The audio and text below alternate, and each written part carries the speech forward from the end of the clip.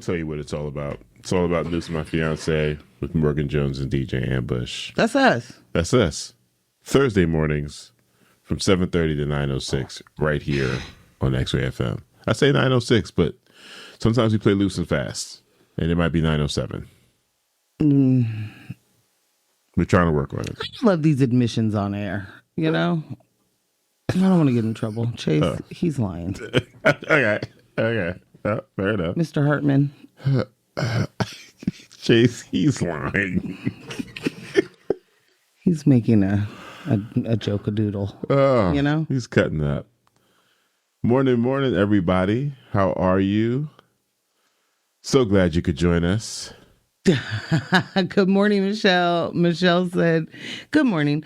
Please apply the jams directly to my veins.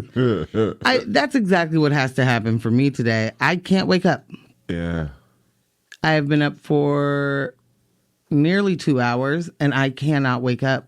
This is not great. That's a whole different type of thing there. I can't see the name for this text, but it says, I'm ready for this special episode streamed directly from the active war zone. Yes. That's right. We are in war-ravaged Portland, Oregon, and it was harrowing to make it into the studio this morning as the Tanks apocalypse. Burning cars all over the place. The zombies, you know? Yeah. It's pretty tough, you guys. If you don't have to leave the house today, don't.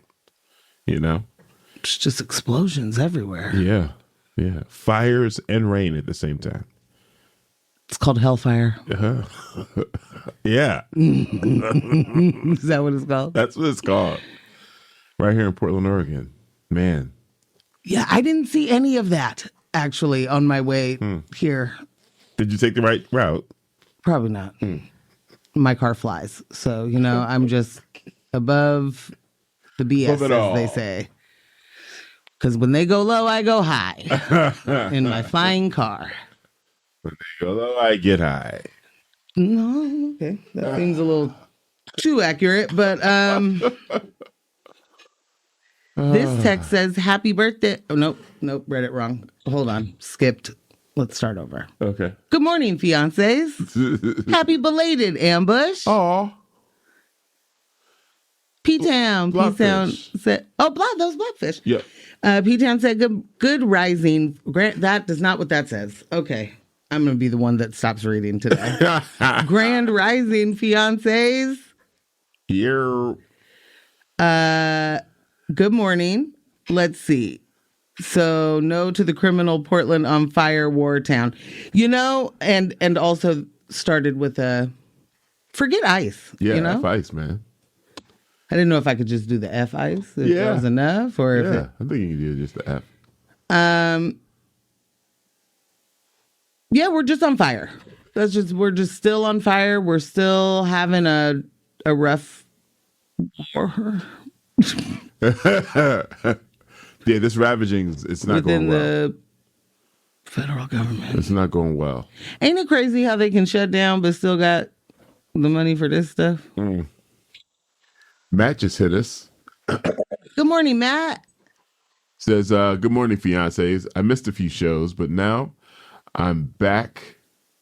Minus one wisdom tooth. Holy smokes. Matt, Ooh. I couldn't open my mouth more than an inch, nor close it all the way towards the end. Pray for me as I walk the 4 blocks to work through this war zone. Oh, my God. Okay, first of all, you're a wounded soldier. You are. And in all honesty, should you be working right now? See you in Valhalla, brother. Okay. If you don't make it to work, I'll see you in Valhalla. Oh, my God. Me, you, and Cash. Sitting pretty.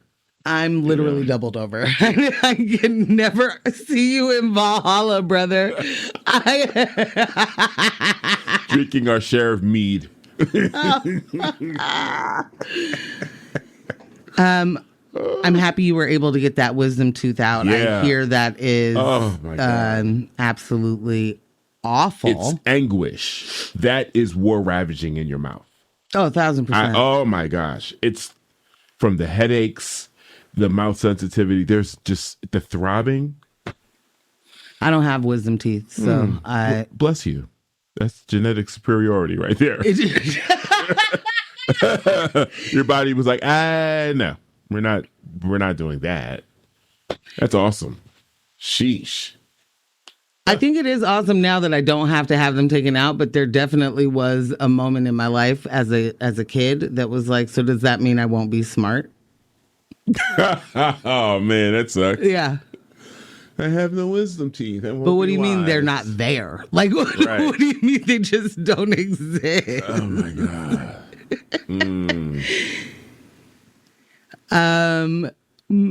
This text says, just keep an eye out for Black Hawk helicopters and federal agents dropping onto roofs, apparently. This isn't Chicago. Oh my God. What?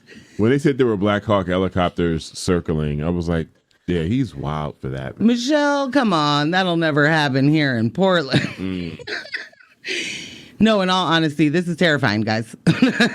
Like these are the things that sometimes I will nervously laugh through because it is terrifying. Yeah.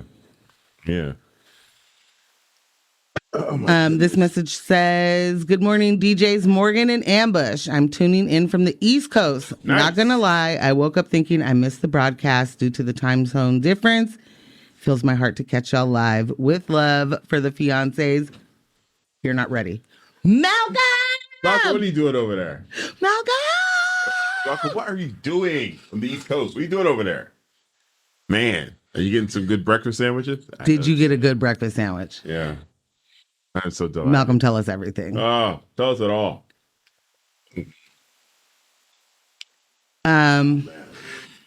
What are we talking about today? I'll let y'all know. We do have actual stuff. I did get some stuff down in a document yesterday. It went down in the DM. It went down in the DMs. We're going to be talking about in national news. Mm-hmm. A new poll dropped and leaves me asking the question, violence might be for some. Israel continues multi-prong attack on Palestinians in Gaza and blocks multinational aid flotilla. Bruh, that's not going to go well. That's pretty, just coordinated. Yeah. Yeah. And in local news, no Eric Adams today, but we do have the York Fest. And Mayor Wilson's take two on parking fees. He's pulling the eraser out. Thank God. Yeah. There wasn't a single person that I talked to about that was excited for it. So cool. Cool. Yeah, pulling back the downtown parking, they extended the time, so you had to pay to park until 10 p.m., which is, in fact, bananas. Yeah, because what? We're downtown Seattle? What are we? Are we downtown Philadelphia? 10 p.m.? 10 p.m. is ridiculous. You don't have enough going on downtown for you to want to charge me to be. Do you know we used to not have to pay on Sundays? Hello? Like, I'm still mad about this. Hello.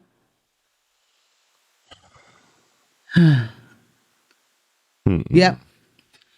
Well, maybe you got heard. I was pretty loud. Yeah. You and your buds. You were able to be heard because some changes are on their way. That's what I'm talking about. But will any of it matter because the government is shut down? Will any of it matter because our streets are on fire, Morgan? War ravaged. Where? I'm not sure. Okay. Is there a street named War Ravaged that we haven't met? Right down by Cooch. It's a block over from Cooch. War Ravaged. I'll meet you down there.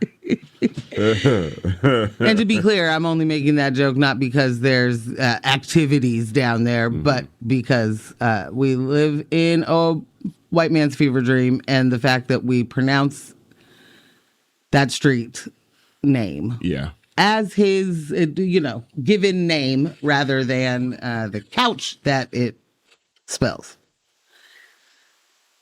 You know what's so funny? Like, he could have been of the Couch clan, right? And decided he wanted to strike off on his own. And I don't want to I'm not a couch. I'm not a couch. I'm a cooch. I'm a cooch. From here on, from this day forward, I will now be referred to as cooch. That's legitimately what could have happened. Yeah. What I was saying to you, I think I was saying this to you. Forgive me if I wasn't. But like, that was the kind of time when you just got to like make it up, right? Like you would get to you definitely make it to the next town and be like, I'm John Boone, and then get to the next one and be like, Tim Scott. I'm Tim Williams. Yeah, like you just So you ain't no ID. Yeah. Like county records, census records, all messed up. Yeah, because you three different people. States. And then Mr. Williamson just disappeared from records, so we don't know what happened. You know, with that family. But then they found his, living child, right? And it'll be like, oh, that guy just died. Like you. We lost records of you 50 years ago, but you've been alive this whole time? Great. Yeah, I can't imagine changing my name purposely to Cooch. And I can't think of any time within existence of putting your name down on paper that was like, that's the one. Right. It's always kind of meant what it means. Oh, my God. Anyway, so Fiancé is the government shutdown. I don't know if you guys know that. We're in our second day. Malcolm said he had to flee one war zone for another. He's in Washington, D.C. Oh, Malcolm. Oh, Malcolm. You went, oh, okay. But you will get a good breakfast sandwich there, so that's good. Yikes. Sorry, I just knocked everything over by my feet. Yes, you will get a good breakfast sandwich and have the moment to be able to, see it up close. Are you getting some good cell phone video? Right. I don't mean to laugh. This is awful. Maddie sent a picture. Looks like from Mad Max. Who's like me right now. Is that Cocaine Cowboys?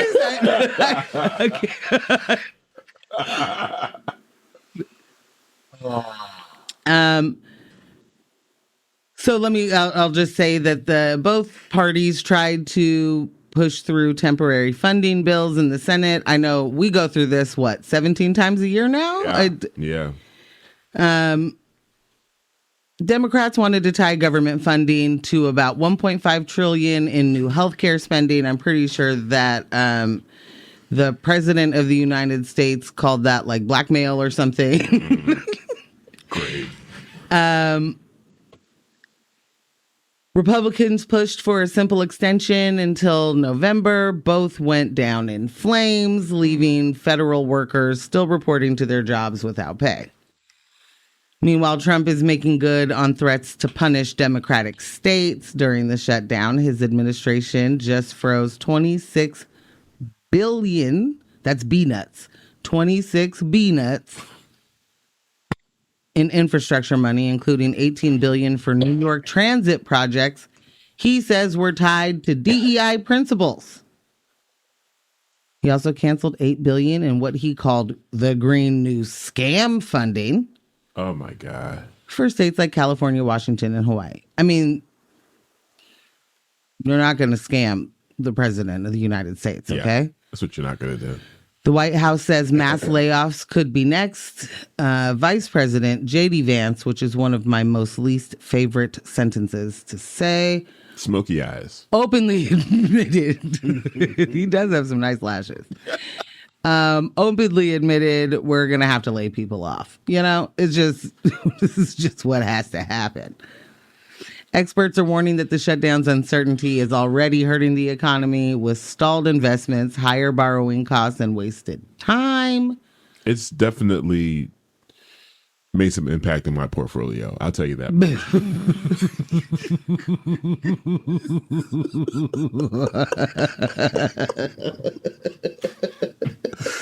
I hate that it tickles you that much,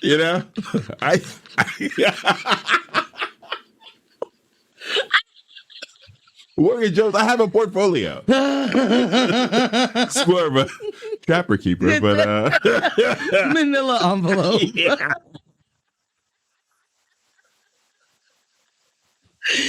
No shade. It's literally we live together. You know. Sorry, y'all. This is probably not fun to listen to. Oh God, Jesus. Just cackling into the mic. My bad. Yes, Ambush's portfolio is down. It's been affected. It's been affected. Grossly affected. What's that app called? Acorn? Or something? They just steal it from everybody. Robin Hood. Robin Hood. Okay. Okay. All right. It's in the name. I mean, honestly, everybody should have known.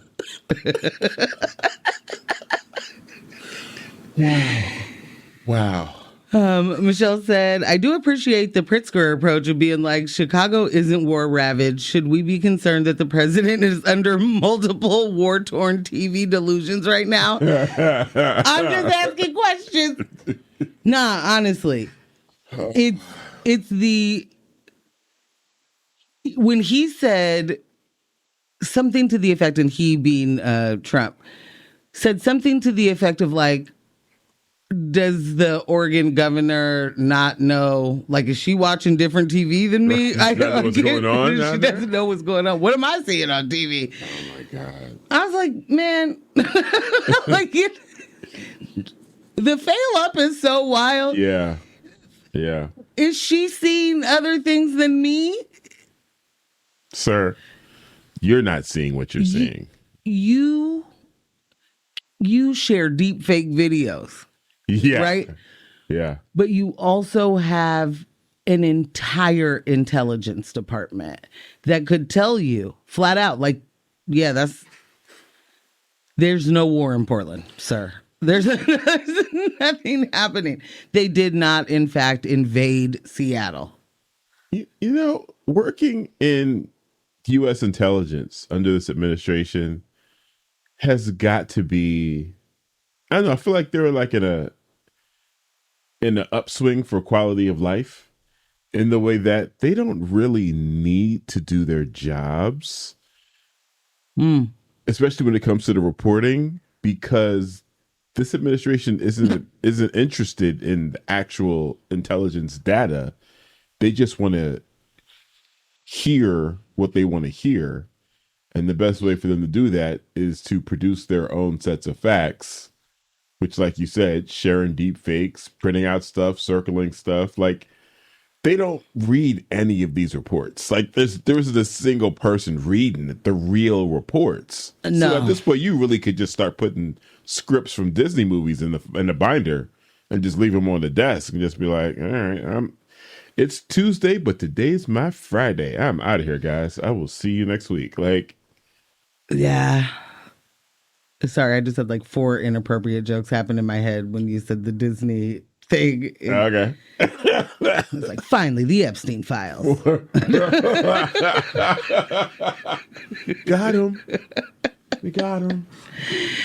I don't know who this text is from, but I can't read it out loud, but it is the winner of the day. Uh-oh. And it says, I learned recently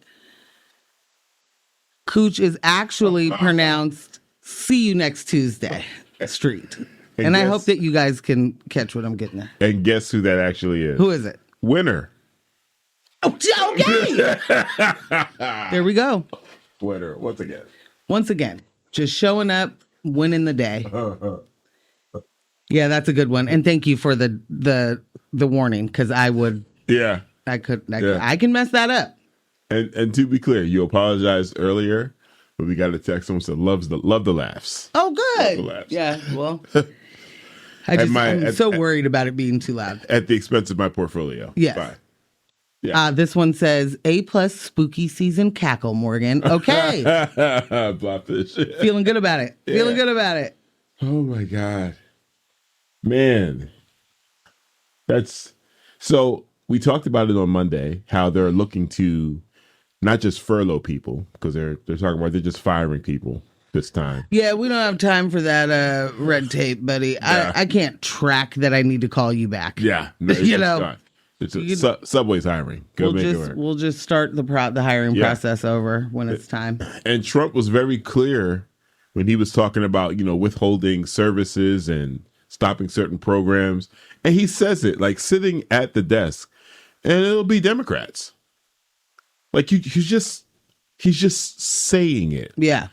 I am taking jabs, taking strikes. I am warring with my political opposition.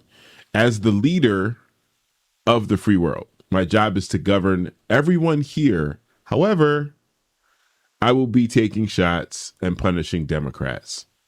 He just says these things. In one of my meetings earlier this week, I was like, it's like 100% normal that our president curses on camera. 2025. It's just completely normal that he just drops the F-bomb. Any bombs he wants. Yeah. On camera. And like everyone is just cool with it. Like Obama could never. Oh, absolutely not. Absolutely Never. Not. Biden, never. It's yeah. We have devolved into remnants of I don't know. I'm so war ravaged I can't find words. I really want someone to just make a street sign that says war ravaged and put it up somewhere. I want to show up, take some photos, do some selfies. What happened? Nothing. Nothing at all. So that's going on. Yeah. In some really, really surprising and positive news. You guys been playing Minecraft lately? Yeah? Anybody hopping on a Minecraft? I'd be surprised. I feel like most of our target demo we're within the same age range, and we're not Minecraft, and the kids are out there Minecrafting. I could be wrong. In any event, there is a library in Minecraft in which journalists, authors, independent media personalities are putting in books and different papers and pieces that are banned in their countries. They're putting them into this Minecraft library that is accessible to anyone, anywhere online within the game, which I think is super dope. I think it's super, super dope. Absolutely. Yeah. I'm a little worried for the things that can get hidden in these kind of libraries. Don't be worried. They're there. So I'm confused on the don't be worried part. Well. Like if they're there, then yeah, you're right. Those are some more like you accept it for what it is, but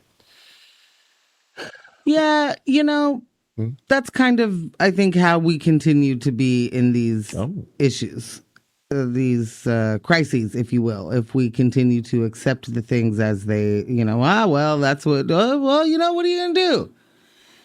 This is what happens, right? Yeah, you get a library and you get to put in the hidden manifesto messages. That's just what happens. And then all of a sudden the Minecraft library is, gone. 16chan. Oh, geez. We don't need that. We don't need any I don't mean that. to be a downer. These are just the kind of things that immediately I get worried because that is super dope. Like there's book banning and, anti-intellectualism is all-time high. I'm about to say at an all-time high. I could use a music break. Much like Michelle, who needs the jams directly into her veins. So, I don't know how much dancing Michelle is going to be doing right now. I'm going to put my head down. It doesn't matter which song you play, but I am going to be excited about it. I was just going to play America Has a Problem. I love it. We don't have, is there a Portland version? 2040-80 in the trap. We'll be right back. Where is the War Ravaged version? War Ravaged remix. It's featuring Kendrick Lamar. All right, we'll be right back. in which I believe he is going at Drake in this song. You're welcome. Guess what? You're listening to X-Ray FM at KXRY Portland at 91.1 and 107.1 FM. And in the Hale and Wheeler, Manzanita, and Rockaway Beach at 91.7 FM, streaming online everywhere at xray.fm. And this is news from my fiance. You know what I'm saying? With me, DJ Ambush. She, Morgan DJ Jones. Ambush. And all of you fiancés that have been texting this morning. We are active. Y'all active. We love it. Active in the chat. Active in the chat. Hey, chat. I just wanted to give a quick little update on the Diddler before we move forward into our stories. Yes. Because we're coming up upon the time in which he's going to learn his fate. We don't know it yet. The stakes are high, all the things. When is the sentencing? Soon. Okay. He was acquitted on the biggest charges. The reason why I wanted to say anything about this is I know you, Ambush. I know you pretty well. And I know that nothing that comes from this is going to satisfy. That's true. What you believe should happen. Yeah. Quench my thirst for retribution. Correct. Yeah. And I want to try and, brace you for the inevitability of disappointment in which yet another rich man doesn't get the consequences in which he deserves. Now, thank you. I appreciate that. Particular rich man is also a black man, so he could also, go to jail for 20 years. But just want to remind, he was acquitted of the biggest charges, like racketeering and sex trafficking, which is, in fact, mind-boggling. It bottles the mind. Mind completely bottled. But a jury did convict him on 2 counts of transporting women for prostitution. Each carries up to 10 years, so he could face as many as 20 years behind bars.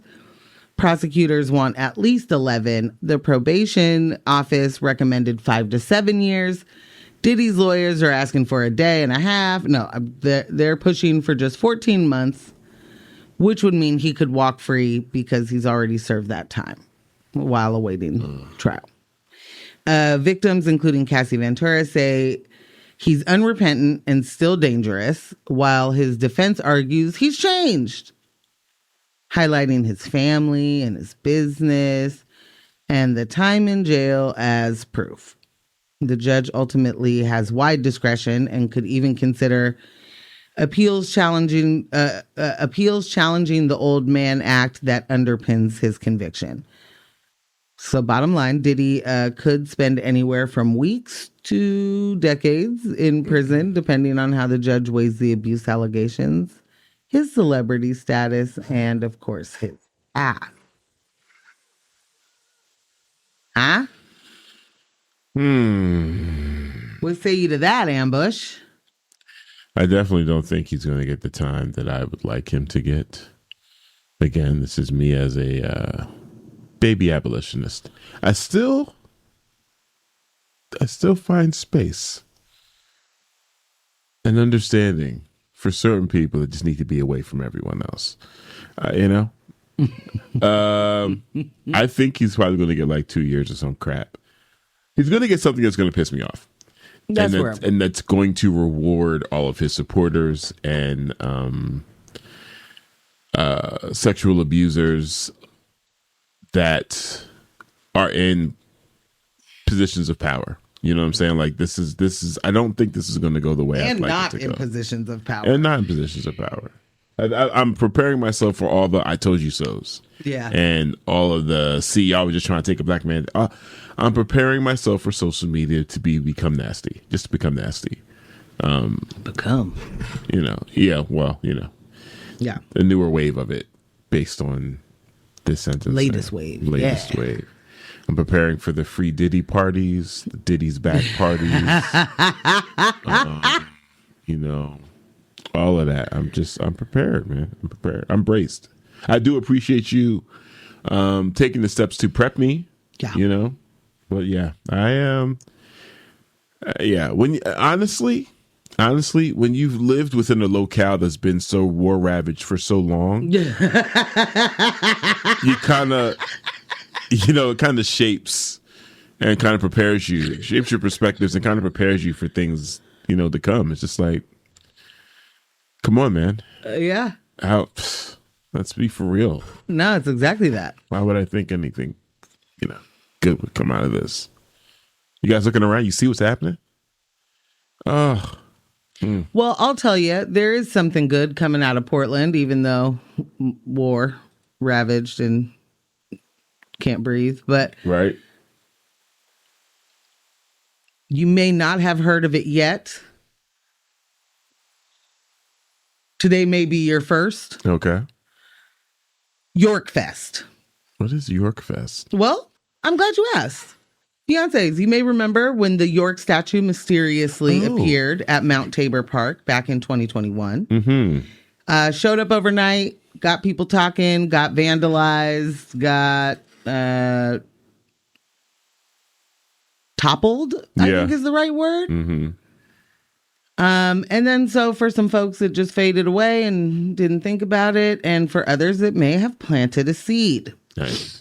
Fast forward to now, that seed has grown into York Fest, a week-long celebration running October 17th through the 25th, presented by Oregon Black Pioneers. We're talking film screenings, discussions, living history performances, and the big one, the premiere of York the Explorer, a folk opera by Portland-based composer Aaron Nigel Smith. Let's go. You're supposed to bum, bum, bum, bum, bum, bum. Let's go. Production meeting was forgotten this morning in the car. Yeah. So who was York? Born enslaved in Virginia around 1772. He traveled west with Lewis and Clark. Hunted, healed, carried boats, even traded, was the way they were able to trade with any indigenous nations. But when the expedition was over, York was denied both the freedom and the pay he'd been promised. His story was erased, it was warped, or told only through racist stereotypes. York Fest is about changing that, making his contributions permanent in the record and reminding people that Black history in Oregon goes back centuries. Nice. As Oregon Black Pioneers put it, it is about making amends for his erasure and not honoring one of our heroes, and about honoring one of our heroes. So mark your calendars, friends. There's that. That's going to be happening October 17th through the 25th with the opera York the Explorer premiering on the 24th at the Patricia Reiser Center for the Arts. Beautiful facility. York's legacy isn't just history. It's a reminder that Black presence has always been here and shaping this place from the very beginning, even though Oregon was despite meant to be a white utopia. Man, that's fresh. Super I got to fresh. tell you, when I saw the headline, I was concerned. Yeah.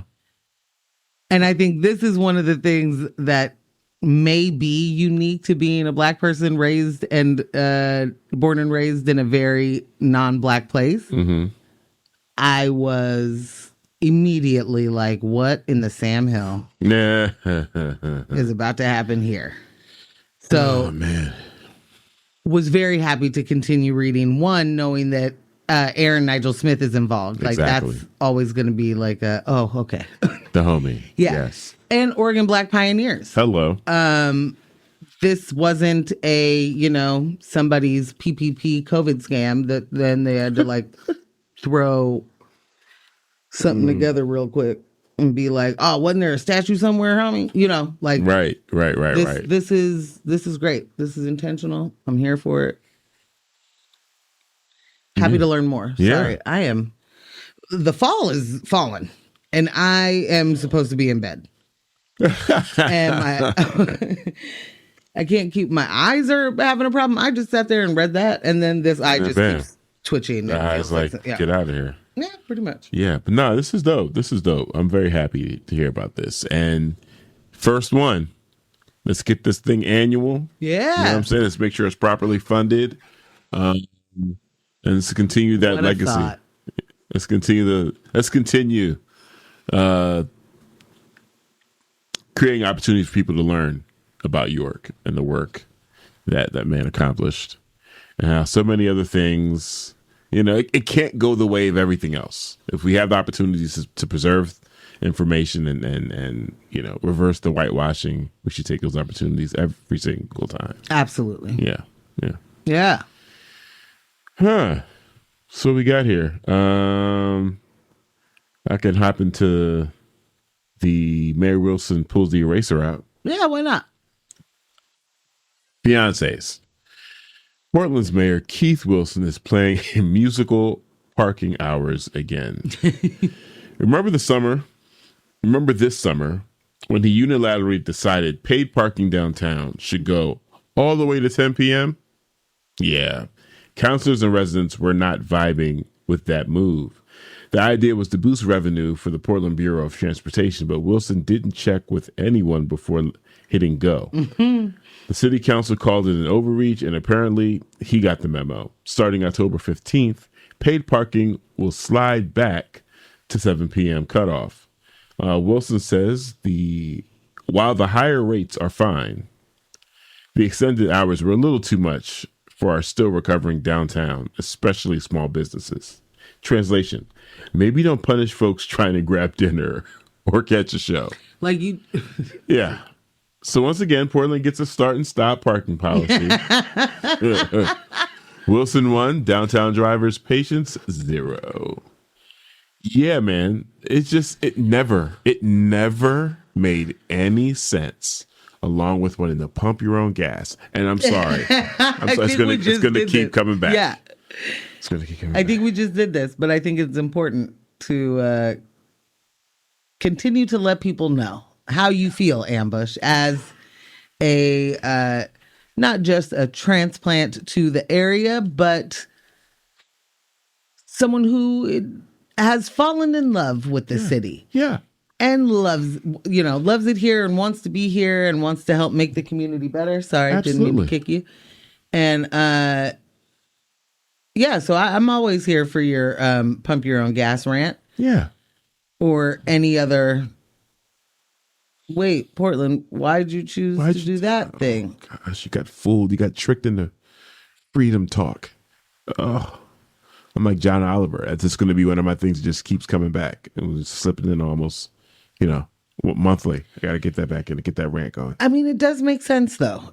When you come from a place where you do, in fact, only pump your own gas and have weather.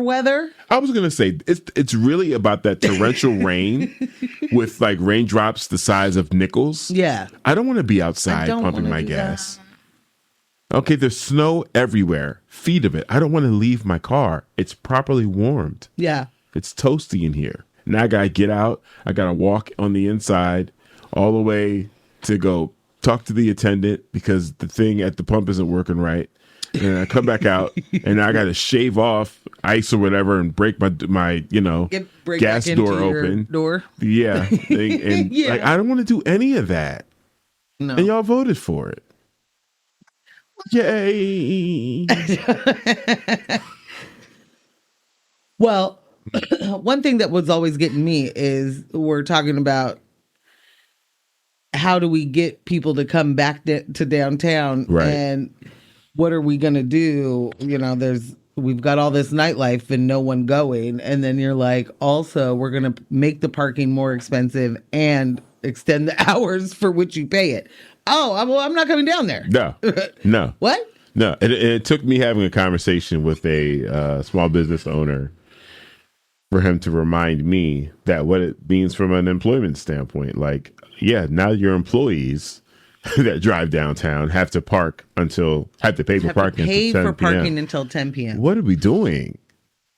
I am forever upset when the idea of me paying to go to work upsets me beyond. Yeah.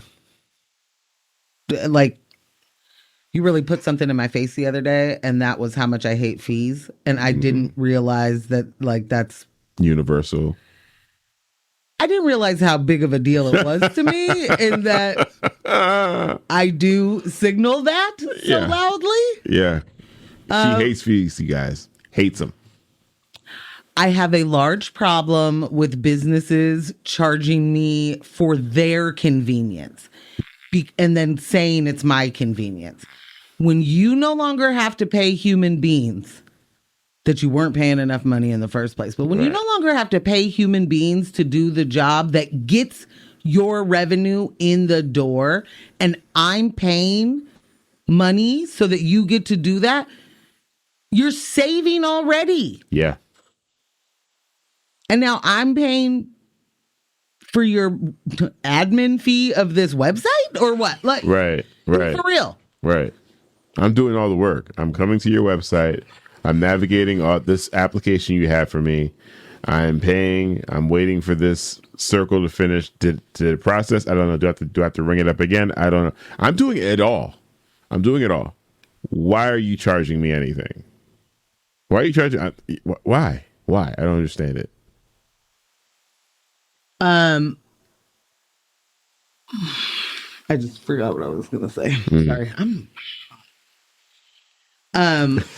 The fees made me mad. Yeah. I like, there are things that I understand that it costs money to run a business, right? And I am not upset about fees as on their own. But you're Walmart, you're Ticketmaster, you're whatever, right? And you are charging me money so that you don't have to pay someone. You have paid for this infrastructure. We've already paid for it with all of the ticket sales and the whatever that we've already done, right? Right. So now you have, like, an immense amount of savings because you don't have a lot of people doing the same things that you used to. And we have to pay for it each and every time as a convenience fee. And then there's other fees. Like, yeah, nah. This puts me in, like, it gets me irate. And shout out to, like, all the venues that are like, hey, there are fees if you buy it online, but if you come to my box office, no fees. Winner said, I looked at my last airline ticket, and I kid you not, one of the charges was a 9/11 fee. I wish this was a joke. No, I think that's been there for a long time. That's a 9/11 fee. TSA. Okay. Okay. All right. Is what they'll tell you. I don't know. You know. Right.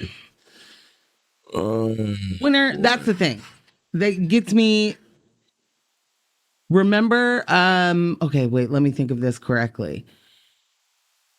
So they were just listing. Was it that they were just listing out all the fees in the beginning, and then?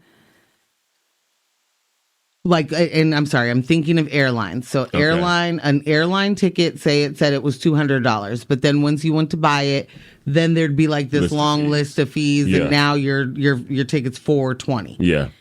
And then they made the rule that they could, like, roll it. Or no, that's what it was. Is that they started just rolling it all together? Is that the case? Does anybody remember this? But then they had to start breaking it down. They had to tell us what those actual fees were.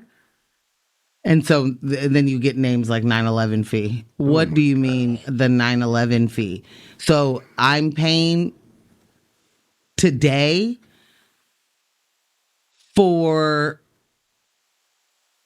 things that y'all don't even need to do anymore. Straight up. Y'all haven't needed to do for 20 years. Has it been that long? Yeah. Wow. It's been that long. Yeah. Good morning, AJ. Speaking of war-torn, EGC has an emergency preparedness fair on Saturday because, you know, our local government is unhelpful. Fire. We're definitely going to post that on our gram. Yeah. Faux show.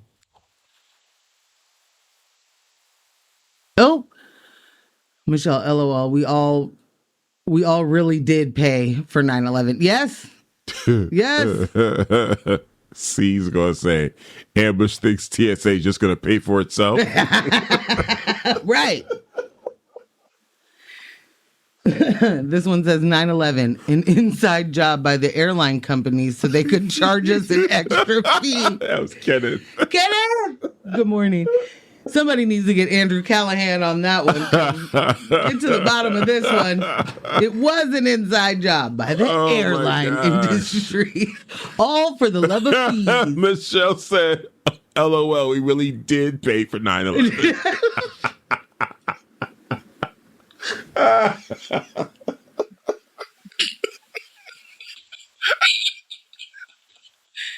There's a whole new joke happening. I already read that. Did you? This is the best day ever.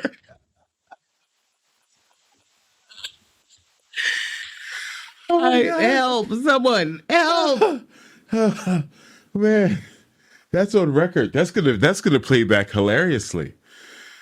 Oh. I'm gonna ask you for one more music break. Are you? Yeah. Okay. And I don't mean one more. I mean one now. Yeah. All right. All right, you guys. We'll be back with more laughs. Yay! Yeah. Welcome back to News My Fiancé with Morgan Jones and DJ Ambush.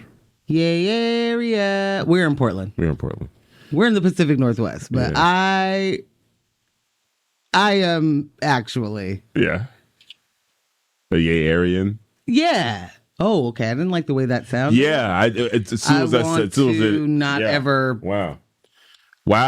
Hit the dump button. I think that was a slur. Hit the dump button. Whoa. That may have been a slur. Join the conversation at 971-220-5979. Again, that is 971-220-5979. Was that a slur or not? We want to hear from you.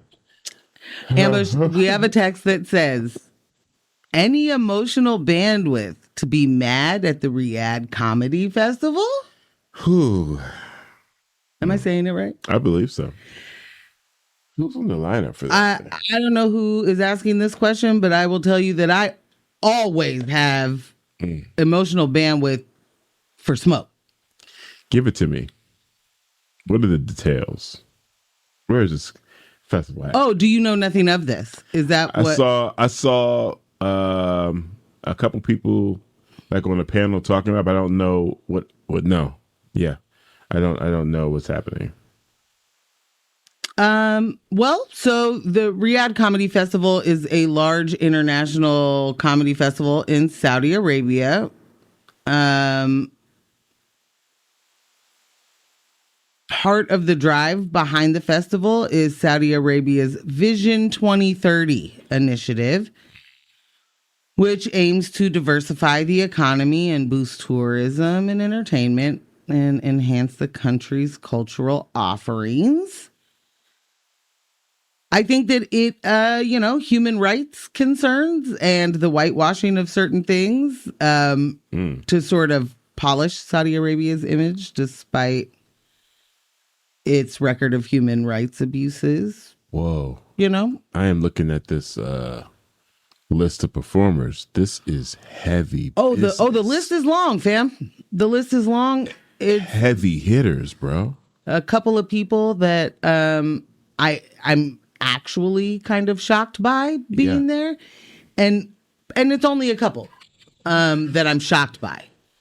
I did see somebody say that Kevin Hart would show up to the opening of an envelope if it paid enough money. Yikes. And that was the funniest thing that happened this week to me. So I'm seeing Mo Amir. Yeah, what are we doing there, babe? Yeah, Aziz Ansari, Wayne Brady, Hannibal Buress. Yeah, what are we doing there, babe? Bill Burr. What are we doing there, babe? Jimmy Carr. Dave Chappelle, understood. Louis C.K., understood. Whitney Cummings, Pete Davidson. Yeah, Kevin and Ben Hart. What else did I see in here? Joe Coy, Bobby Lee, Sebastian Maniscalco. Used to be one of my guys. Holy smokes. Andrew Schultz. Okay. Tom Segura. All right. Ari Spears. Yeah. Chris Tucker. Oh, boy. Wow. Wow. Ooh. Look, I don't expect a lot of people that are fame hungry to do the right thing. And a lot of the people listed are very fame hungry. And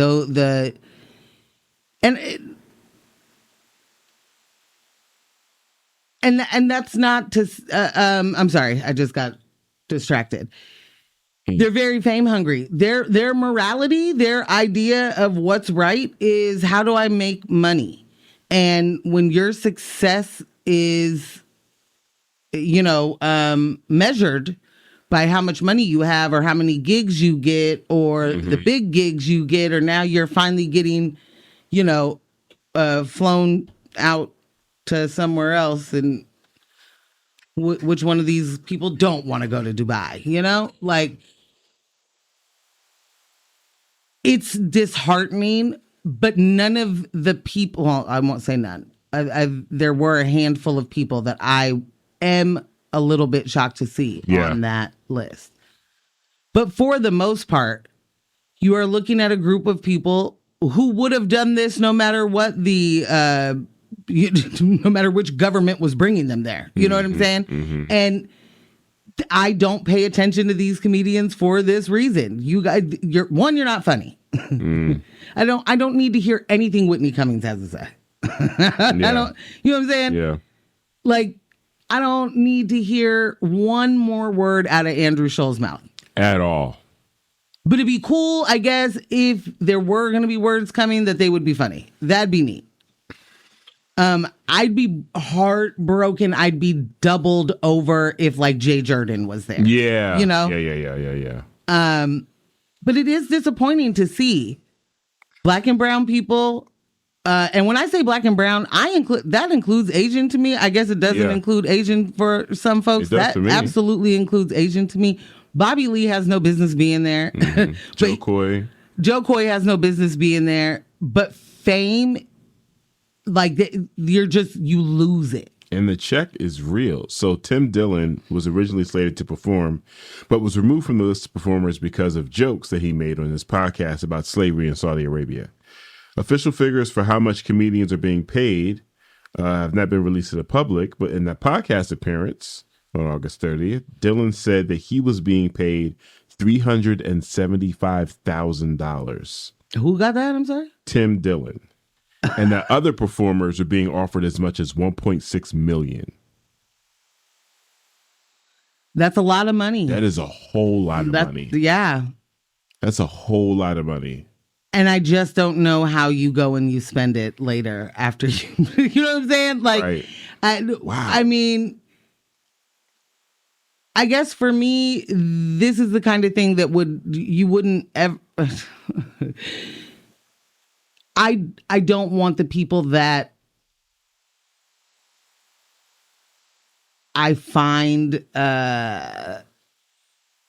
reprieve and solace and joy and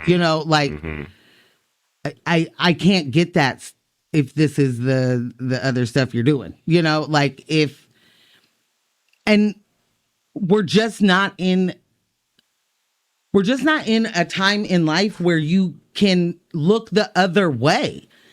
No. For a paycheck or not. Not at all. I mean, we're talking human rights abuses. We're not talking like, a fake tariff. Right.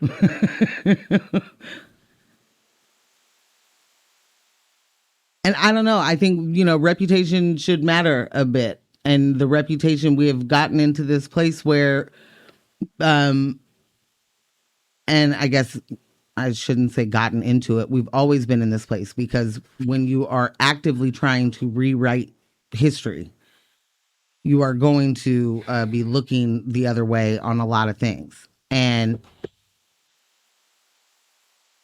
folks here very much are able to say, I don't even know what's going on. I don't even know why this would be a bad thing. I don't even know why,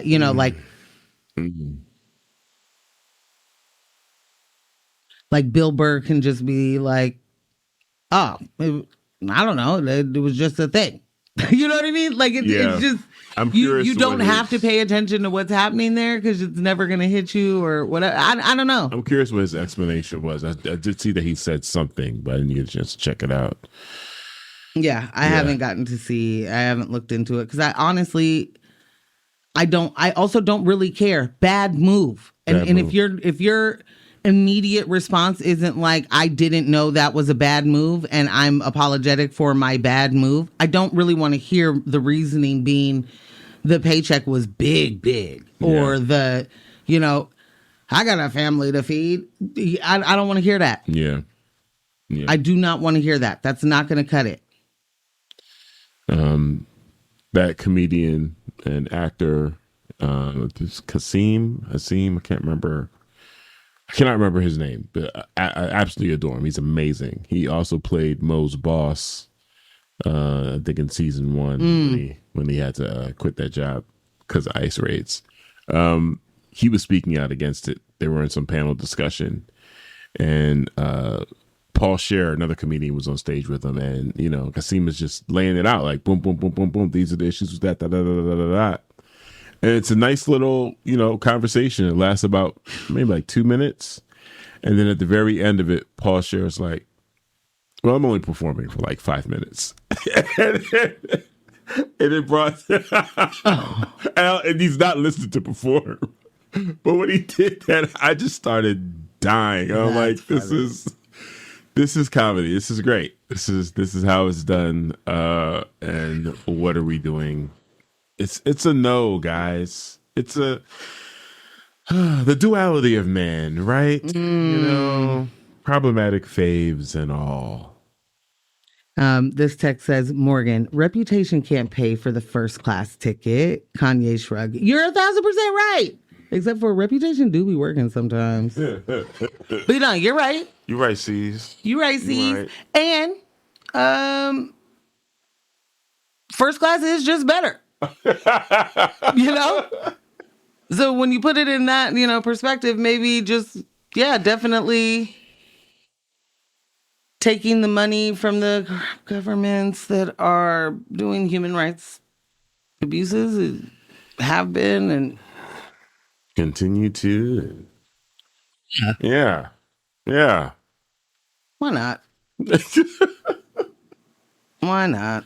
Oh, man. All right, we got a couple other stories. Yeah. There's more to go. Thanks for that story, though. Texter. Yeah. Thank you very much. Okay. Got some more smoke because Israel is still going strong. What's happening in Gaza right now is not just a naval blockade. It's the continued starvation of an entire population, and the United States is funding it.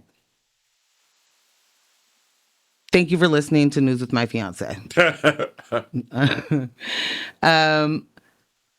Israel intercepted a flotilla carrying humanitarian aid, food, medicine, basic supplies, and their ships were rammed. Water cannons were used, and activists say the interception was outright illegal. Meanwhile, the world watches. Countries like Colombia are pushing back. European politicians are speaking up, but Israel continues with impunity. And the bitter irony is that the U.S. sends billions in military aid to Israel. Then activists try to send help to starving people, and Israel stops it. Blocked aid equals more dead people. This is not abstract. It's urgent. Every shipment that doesn't get through is a direct threat to human life. Civilians are trapped, told to evacuate, or are being labeled terrorists, and the international community is letting it slide. This isn't just negligence. It's a catastrophic failure to protect human life while funding the machinery that enforces this siege. Aid blocked, people starving, deaths rising, and yet somehow this is being treated sort of routine, that this is just the reality in Gaza today. That's just it, you know? When you see, like, have you seen the boats? Have you seen the flotilla? When you see the urgency for these people to aid other people and the immediate blockade, Israel is doing illegal things all the time. So adding a few more and into, international waters, they're fine with that. That doesn't matter. Completely. And we only get this kind of information because there are people that have platforms that are on those boats. Because they certainly wouldn't be telling us, we stopped all those boats from coming because you can't come bring aid over here. Right. This is big bad. But I can't get over just how much, like, we send you money to do the war, and then we also send you money to do the aid, and then you block our aid, and then other countries and people get together to do aid, which you would think we've already paid you for. And then you block that. Right. Right. And I'm going to give you more money, actually. I'm going to probably give you more money for more weapons and more, intelligence things so you can figure out, like, the next time there's a flotilla coming so you can block it. This reminds me of AOC's defense for that bill that she voted for when she was saying there's a difference. She was supporting the bill that would send money that would assist Israel in its defense.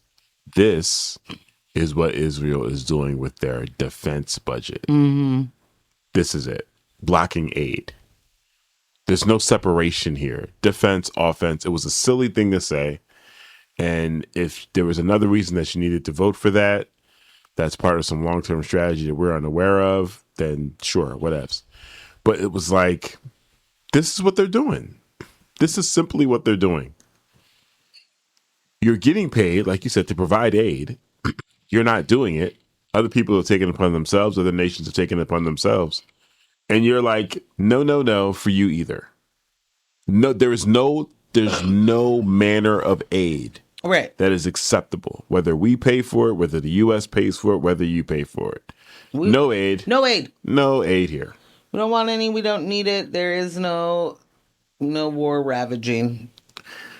I remember when Flint hit the news, and it was like, these people don't have any water. There were donations going all over the place. People trying to make things happen. Yeah. And we pulled together a truck load of water and drove it to Flint from Philadelphia. And we'd never done anything like that before. Right. Right? Me and the homies, we never did anything like that before. And it wasn't until we got within maybe an hour and a half within our destination. We're going through a toll, and the truck's got to go over the little weight thing so they can weigh it.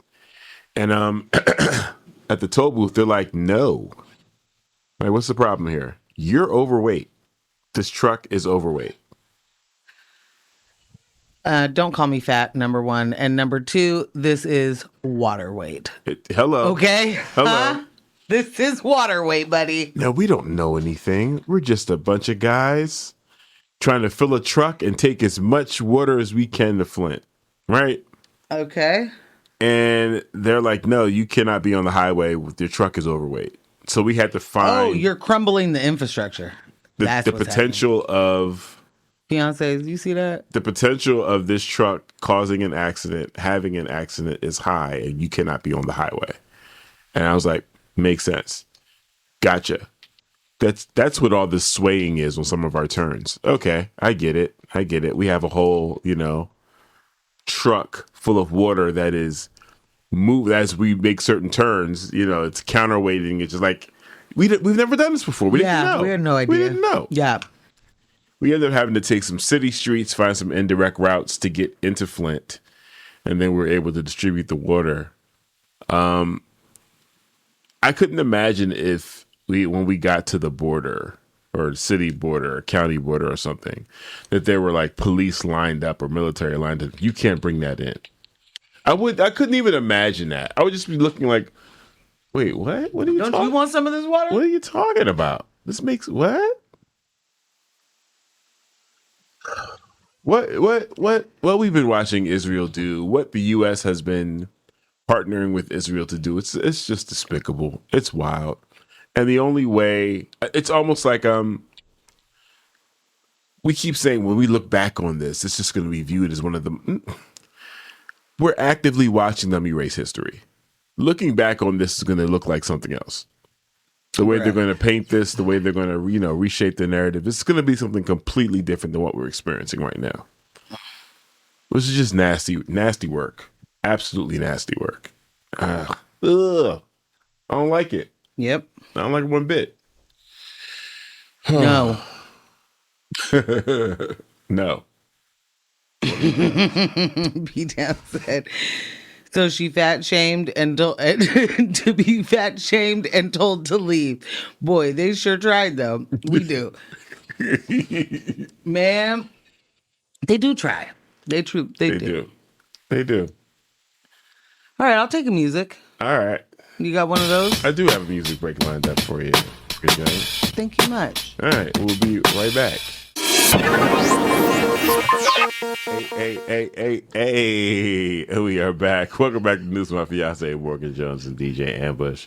Right here on X-Ray FM.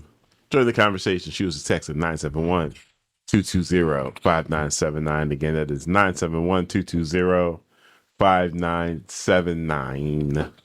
Y'all, I am delirious. I'm so tired. I'm delirious. And Ambush is making it harder for me. Am I? Yeah. Is it my musical selections? Yeah. Because Meg said Yellow Diamond's Pikachu. Uh-huh. And that made me think of Clipse. Yeah. Clipse, yeah. Yeah. So then I'm just in here yelling diamonds look like pee-pee.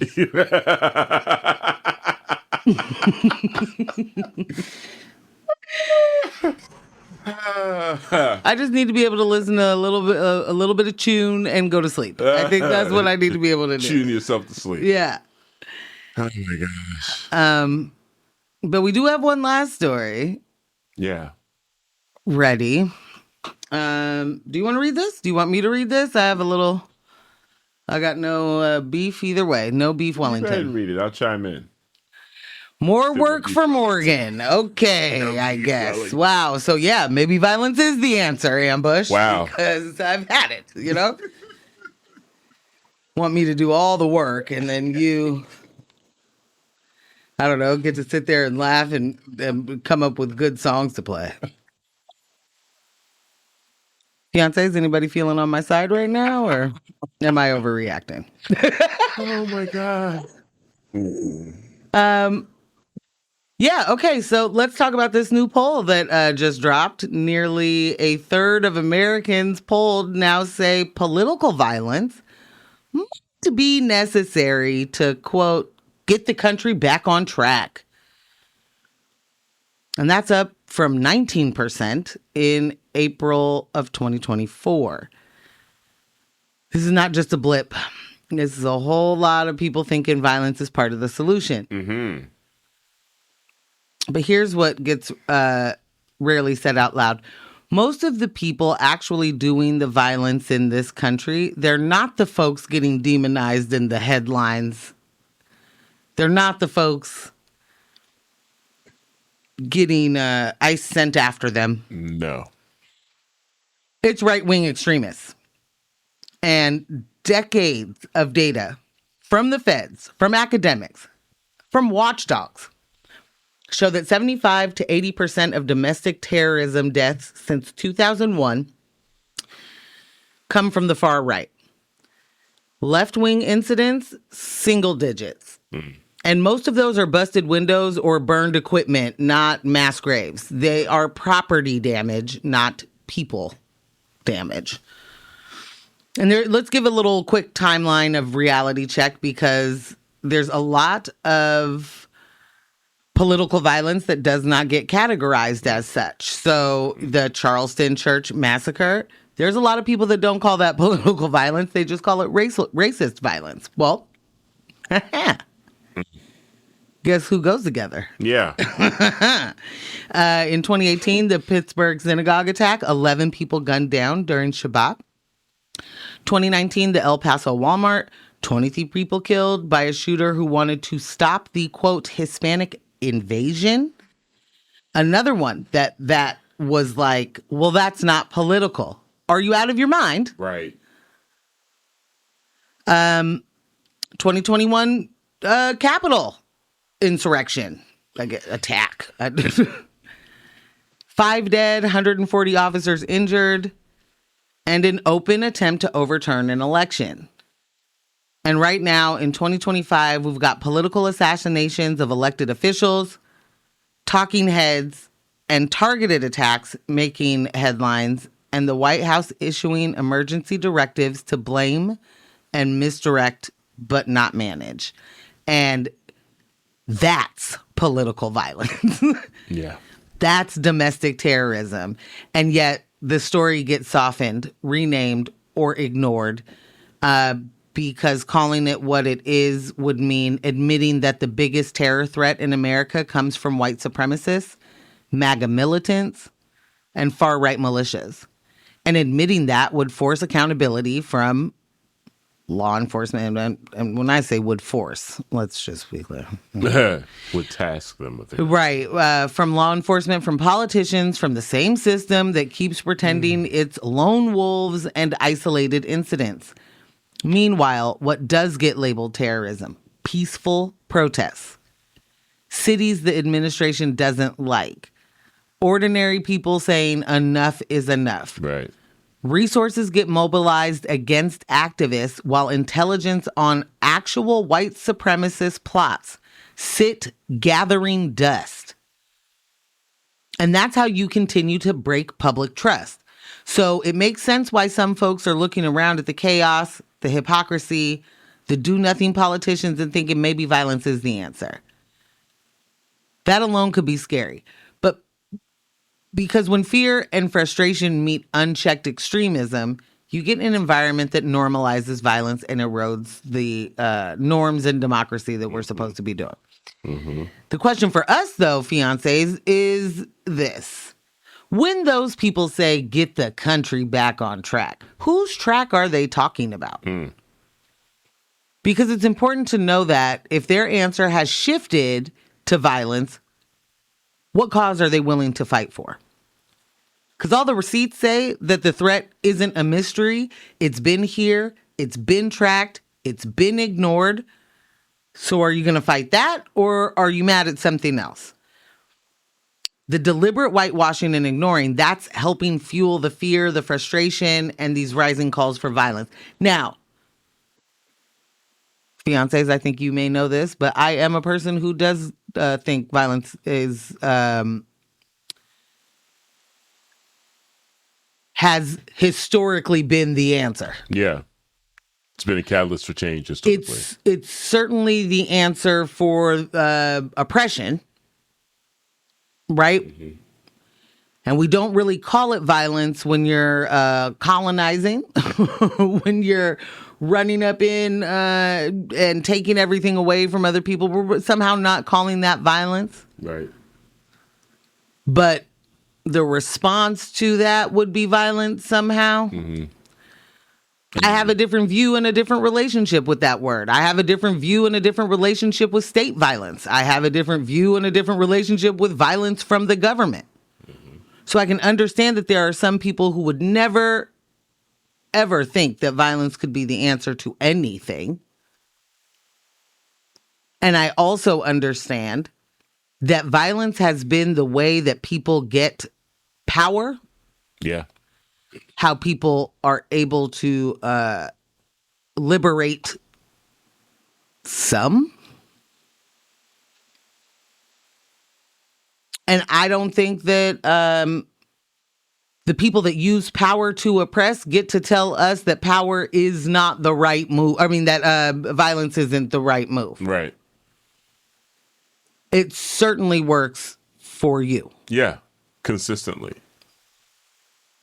So what's worrisome for me in hearing that people are starting to think that isn't that people are starting to think that. It is that what is the threat today? Yeah. For you. And what type of violence are they accepting? Right. You know what I'm saying? When we're talking about this long list of right-wing extremists, white nationalists out here inflicting pain and causing death. And then now the response is, well, maybe there's some space for political violence. Maybe that's not so bad. Maybe we need a little bit more of that. Yeah. Interesting. Very, very interesting. Yeah, it worries me when it's like, a person like, what's his name? Kirk. Mm-hmm. If the catalyst for violence might be the answer is that, oh no, they killed Charlie Kirk. You know what I'm saying? Right. How does that work? How exactly does that work? We're in such a fraught space, like we just really are not in a good space to be able to even decipher a lot of this information. Mm-hmm. Collectively, I mean, I don't mean us. Yeah.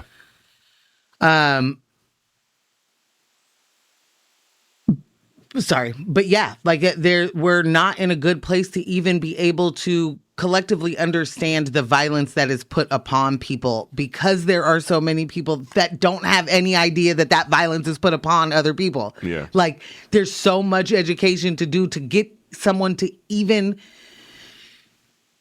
appreciate that you have a cause that matters, let alone fight with you for it. Right. Right.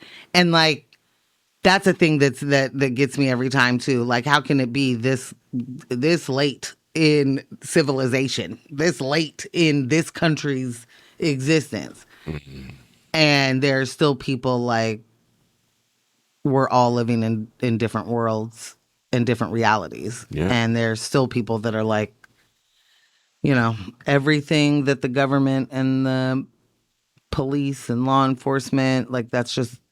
We need them to do the jobs they're doing because the jobs they're doing keep us safe. And that may be true for some of y'all. I don't feel safe. Y'all feel safe? You're listening to X-Ray FM at KXRY Portland at 91.1 and 107.1 FM. And in the Hale and Wheeler, Manzanita, and Rockaway Beach at 91.7 FM, streaming online everywhere at xray.fm. Y'all feel safe in this, John? I definitely don't.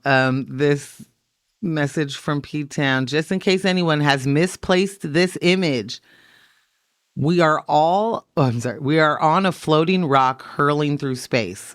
Recall the image of the Grinch in Whoville, and we got to go to work in every aspect of life. Ay. Yeah. Yikes. Zoinks. Folks put on them green screen war hats and cloak and get out into this world.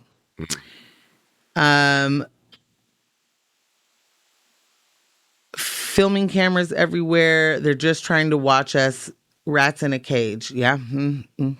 Nasty business. Yeah. But very true. Yeah, we're not doing great. We're not doing great. There are things we can do. There are people that care. There are organizations that care. Another reminder, EGC is doing the safety preparedness this weekend. I'll definitely post that on our gram. I think she said Saturday. Sorry, my brain is not braining. But we'll get that up because we all we got. Yeah. We all we got. And so I guess in a show like this, where I feel like we didn't deliver a bunch of great news, you know, like uplifting news. Not a whole lot of uplift that happened there. A reminder to me to thank this community because we get to talk about the really hard news twice a week with y'all and find ways to get through it together. And Correct. That community and the communities that we all have outside of here that take care of each other, this is how we make it through. And this is how we let other people know that the priorities are people and not profits. They are people, not properties, you know? Like, that's got to be the move moving forward. Yeah. And it's a tough road to navigate, especially on your own, by yourself. That's why, you know, having these conversations and not just, you know, on social media or through media like this, but in real life are really, really important. You'd be surprised. And maybe you wouldn't because we're here in, you know, war-ravaged Portland, Oregon. But you'd be surprised how many people feel the exact same way you do. Yeah. And they're dealing with, you know, some degree of hopelessness. And it's just like, well, I don't, you know. What are you going to do? What are you going to do? What are you going to do? But enough of us saying, what are you going to do is going to start turning into what we've done. Yep. You know? So, yeah, that's where we at with it. So happy Thursday, fiancés. We out the show. We did it. We did it.